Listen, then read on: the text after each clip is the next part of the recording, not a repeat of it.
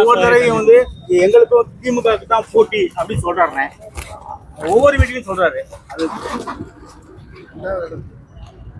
அதாவது பரீட்சை எழுத போறவங்க எல்லாருமே பாஸ் ஆயிடுவேன்னு தான் சொல்லுவாங்க. ஃபெயில் ஆகிறவங்களும் பரீட்சை எழுதுறதுக்கு முன்னாடி பாஸ் ஆயிடுவேன்னு சொல்லுவாங்க. பரீட்சை எழுதுறதுக்கு அப்புறம் தான் தெரியும் பாஸ் ஆகிறவங்க யாரு, ஃபெயில் ஆகிறவங்க யாரு. அதனால ஃபெயில் ஆகிறவங்க நம்பிக்கையோட பாஸ் ஆயிடுவேன்னு சொல்றது தப்பு ஒண்ணு. அது ஏற்கனவே உள்ள நடைமுறை தான். அது மாதிரி தமிழ்நாட்டில் பல நடைமுறை நடந்திருக்குது வரலாறு.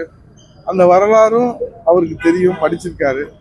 அதனால அவங்க வந்து தொண்டர்களுக்கு மக்களுக்கு நம்பிக்கை ஊட்டுற வகையில் முயற்சி எடுப்பாங்க. அதை போய் நீங்கள் பெருசாக பொருட்படுத்த தேவையில்லை. அதனால ஃபெயிலாக போகிறவங்க பாஸ் ஆகிறவங்க எல்லாரும் சொல்றத அவங்களும் சொல்றாங்க. அதனால ஃபெயிலா பாஸ் ஆன்றது பரீட்சை நடந்ததுக்கு பிறகு, பரீட்சை எழுதியதற்கு பிறகு, தீர்ப்பு வந்ததற்கு பிறகு யார் பாஸ் ஆகுறாங்க, யார் பாஸா இருக்க போறாங்க, யார் மாசா இருக்க போறாங்க அப்படின்றத பொறுத்து